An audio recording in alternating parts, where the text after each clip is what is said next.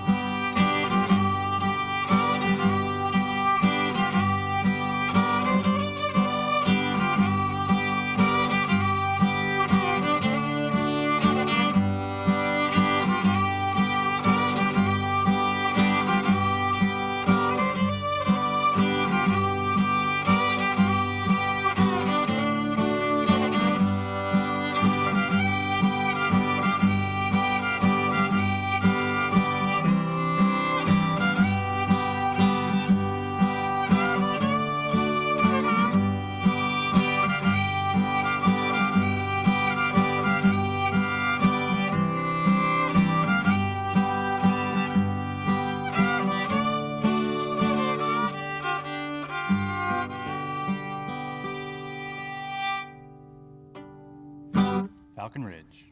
All right, we'll play a little old-time tune here on the banjo, an old accordion waltz called the Green Valley Waltz.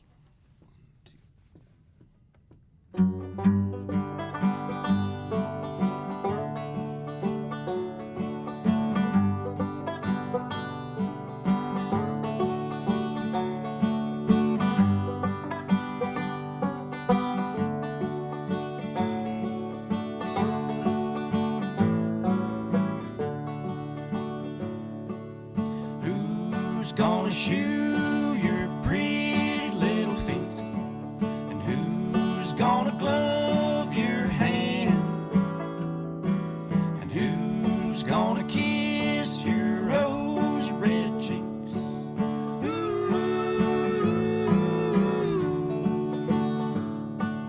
Papa's gonna shoe my pretty little feet, and Mama's gonna glove my hand.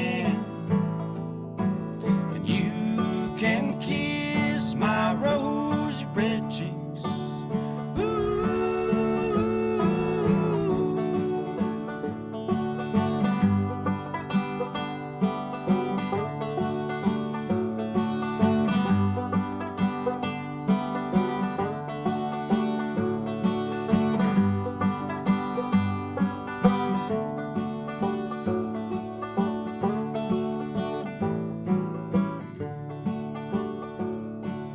Here's to you, my $100 bill, and here's some smaller change, and here's to you, my lily white hen. Ooh.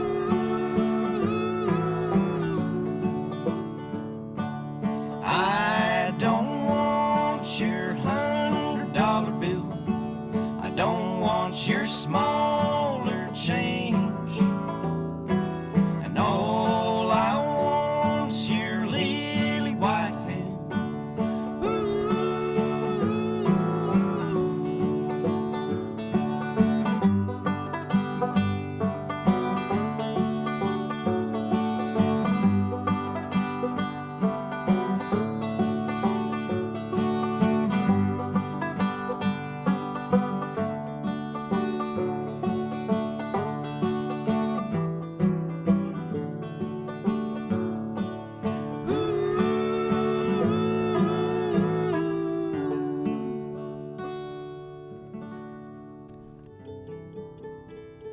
This is a little tune that I made up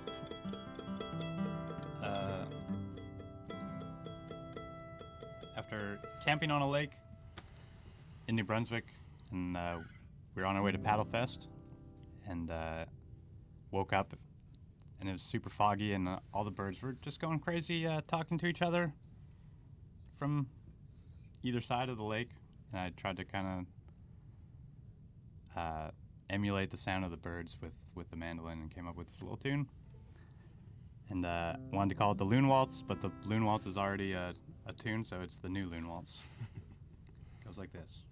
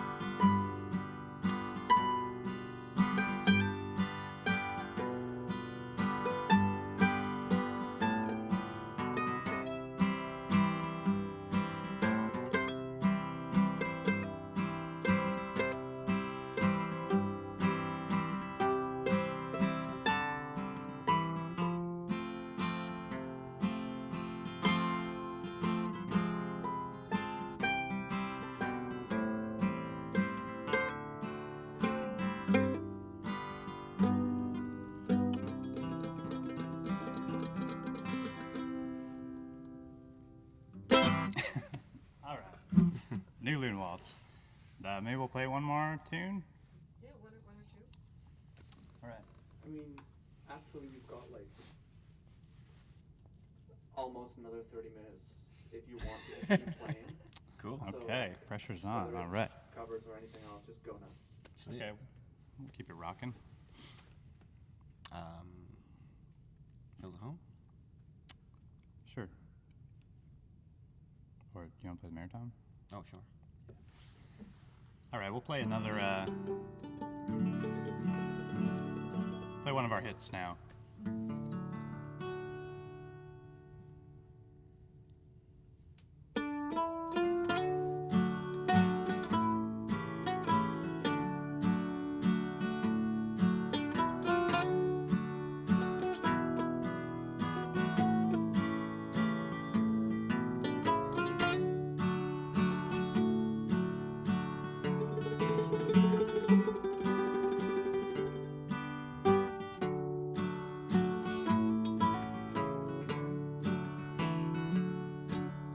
Doors to the hall were ajar.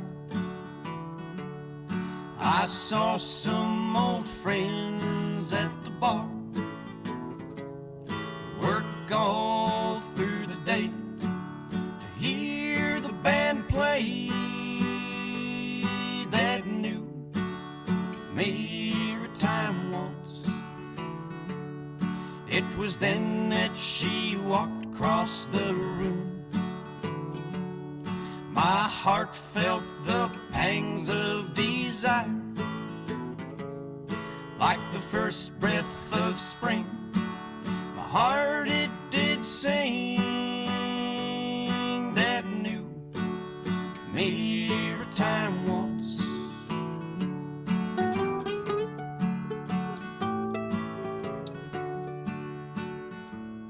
I approached her with quivering hands, with intentions to ask her to dance.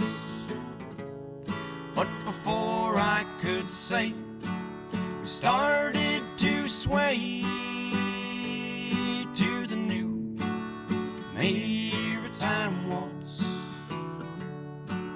We danced and I asked her name, and like a whisper of wind she did say, and though she was near, I failed to hear over the new Maritime Waltz.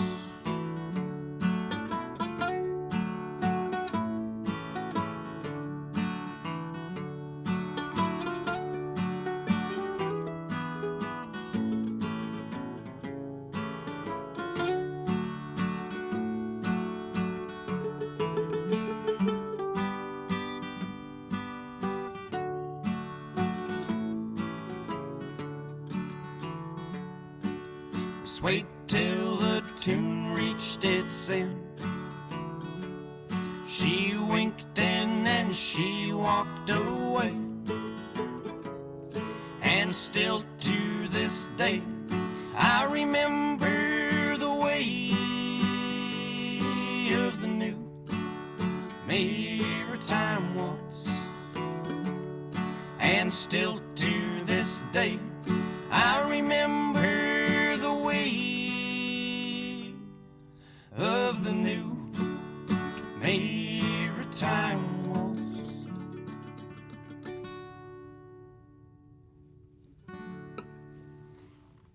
New Maritime Waltz. How about a little Lake of Crimson? My name's Levon. This is Josh here. We pass the guitar back and forth. This guy plays fiddle. I play mandolin and guitar, and he also plays banjo. Wonderful. We're a pretty tight ship around here. Yeah, totally. So how did you guys get together to start making this kind of music? We grew up together. We started hanging out when we were like 10. 10. So it's been a good solid 18, 19 years. But we started like playing tunes. I think Josh bought a guitar when he was like 16. And I had like kind of played a little bit of guitar. as a kid. But yeah, like started teaching him chords, and then yeah, basically taught him everything he knows. No, and then like I moved out to Halifax in 2019, and he came out in 2021, and that's when we kind of started playing old time tunes and singing harmonies and doing the camp voice thing. So did you grow up on the West Coast? We grew up in the mountains in BC, like near the Alberta border, in a town called Golden, which is actually where we get our name from. The original name of Golden was McMillan's camp when it was first being settled in like the 1800s. So that's why we are the boys. So why do you make this kind of music, this kind of traditional folk bluegrass, however you want to call it, blues? Just kind of like happened, honestly. Yeah. We, like I said, when we like started toying with the idea of like playing shows, we were just kind of like singing country tunes, and then just like the duo style kind of like lends itself to that genre. And Like we were just singing like Stanley Brothers tunes and brother harmonies. Yeah. And generally, it's just an approachable kind of music. Yeah, like, I super feel. accessible. And I like that so much Yeah. about it. Like, you can hear it at a bar, you can hear it on the street, you can hear it in Yeah. the kitchen kind of thing. I'm attracted to that. It's cool. Yeah. So, And then, yeah, once we started kind of doing that, like at first it was just two guitars, and then we introduced the banjo. And then after a while, we were like, well, we should probably like learn how to play the fiddle and the mandolin. So we Yeah. started doing that, and it just kind of evolved from there, playing old time tunes and whatnot. Yeah. Did you grow up around that kind of music? Not at all, no. It's like, yeah, just kind of happened. Yeah, I mean, you're talking Later. about the accessibility of. I think that's a great point. It's the kind of music that, yeah, you can find anywhere and anyone can kind of sing along to Yeah. it. yeah. And it's, I mean, like, you know, we go out and we play shows proper, but like most of the time you're going to hear it like just at a jam session. It's like it's a come one, come all kind of thing, which I think is pretty awesome. Yeah. You know, and there's a tradition to it as well. Like getting to like meet elders that can like show you the way is like, you know, passing it on kind of thing. Like that's really fun too. Yeah, you got to meet the folk singer Stanley Triggs, right? Yeah. How was that? Could you talk a bit about that experience? Yeah, so like I said, we grew up in Golden, and our buddy Dylan Jewers from Big Turnip Records showed us a song called So Long to the Kicking Horse Canyon, which is off of an old Stanley Triggs Folkways record. And that's the canyon that we grew up in, so it's cool to find like a Canadian folk tune about my hometown. So we learned it, and we recorded it, and we were playing it, like we were touring across Canada from the Yukon all the way back to Nova Scotia, and we played it at a show in Montreal. And after the show, a guy came up to us and was like, "Oh, I know Stanley Triggs," which was crazy because we thought he was dead. Long gone. And he was like, "I have his phone number if you guys want it." So we were like, "Yes, please." And then when we got home from that tour, Josh like gave him a call, and he invited us us. over. Yeah, invited us Yeah. to his place next time we were in the area. He was 96 at the time. Yeah.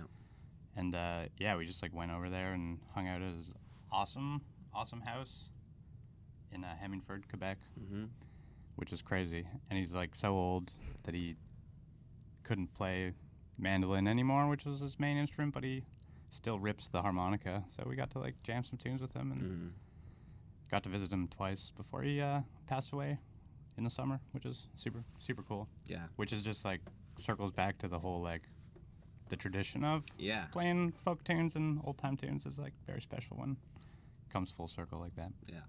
Yeah, absolutely. Because you play across the country, you tour quite often, right? Yeah, we've been making tracks the past couple of years. It's, Yeah. we've been busy for sure. Yeah, last year we played in every single province Wow. In one territory. in one territory, which is very awesome. I feel very blessed. Yeah, how do you find like the reception across Canada of your kind of music? Generally good. I think. Yeah. We've been pretty welcome, you know, wherever we go. Yeah. It's a nice feeling. Totally. Like, And you yeah. just meet so many buddies that play similar music or even different types of music, but it's like the Yeah. best way to make buddies. yeah, I mean, at this point, it's just like the pipeline and the connective tissue that, like, of music pals across the country is like mind blowing. Like Yeah. from the Yukon all the way back to Nova Scotia, like we have pals everywhere. It feels like so. Yeah. Even It's just great. that is worthwhile. Like, Yeah. Yeah. Yeah. The connection of music Yeah. Totally. brings people together. I think especially this kind of music. It's like you always feel like you're kind of in someone's living room. Definitely. Yeah. Yeah. And we often are. But yeah, most of the time actually we are in someone's living room. Yeah, we got a couple lowlights too. That fiddle tune, Falcon Ridge, that we played, I said it's a blues song because we toured to Winnipeg and back last March. Mistake number one. Yeah. But about 2 weeks into like a 5-6 week long tour, we got T-boned, like when we were driving to Timmins, Ontario. About 2 hours into like a 8-9 hour drive, we got T-boned by a nice old man who ran a red light across the highway and smashed up our van really good, but somehow it still worked totally fine other than the 2 side doors. Crumpled to death. Yeah.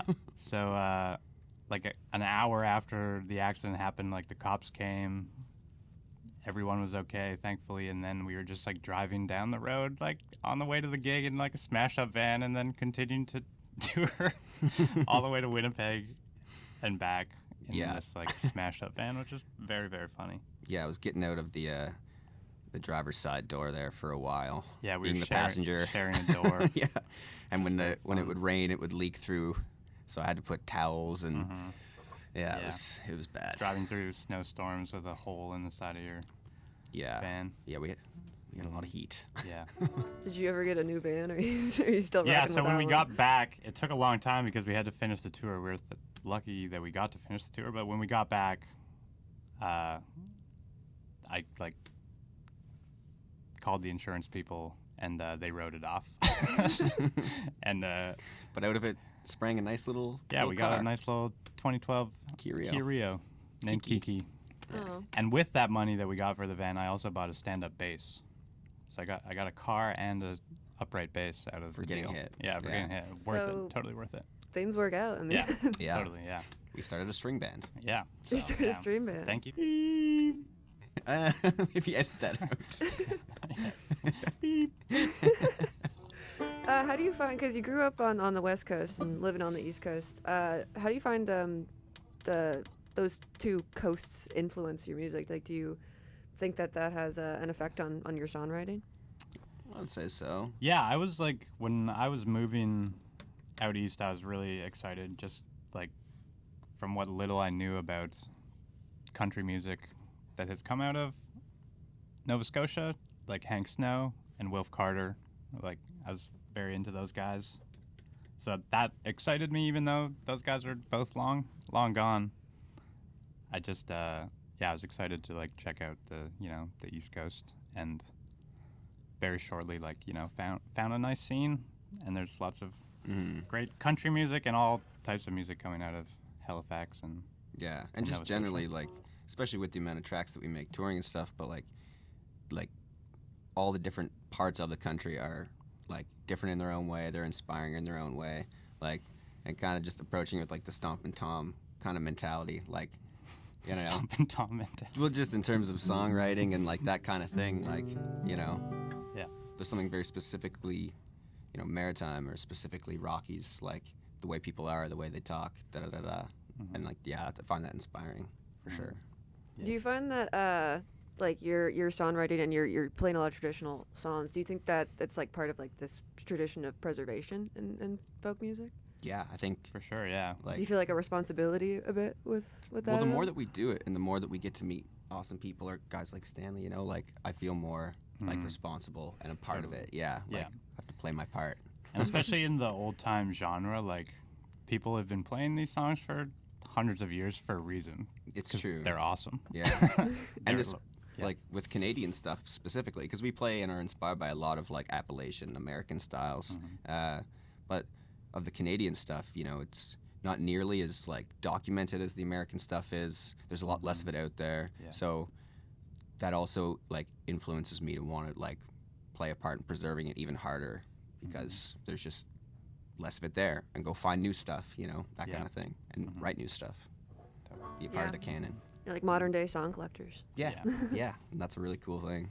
Yeah, no, it's wonderful, and it's so cool that it's such like a positive reception. Like, everybody's coming out and hearing these songs, and these are the kind of songs that have been played for hundreds of Yeah. over 100 years, Yeah. which is It's so super neat. yeah, it's wonderful. And it's, to like be well received by, you know, the older folks, the younger folks, and everyone in between is a cool thing, you know. The fact that people, you know, in their 20s think the stuff is cool the same way that, you know, the old geezers love to hear it is like a really awesome thing. Yeah. yeah, definitely speaks to the power of this kind of music. Totally. So because you do a lot of traditional songs and you write a lot of your own songs, and do you write them together or separately? And how do you? Because like I've listened to so much of your music, and your original songs, they sound like you've like the spirit of like an old coal miner in you. Thank you. Yeah, is that a compliment?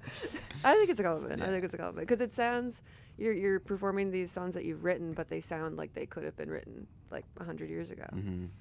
Yeah, I don't know if we have any kind of exact science. Like, we seldomly write together. Usually, like, I or Levon will, you know, get a melody or, you know, write out some lyrics and, like, bring it to the table, and we hash it out from there. But it's kind of, we don't have any kind of way about it.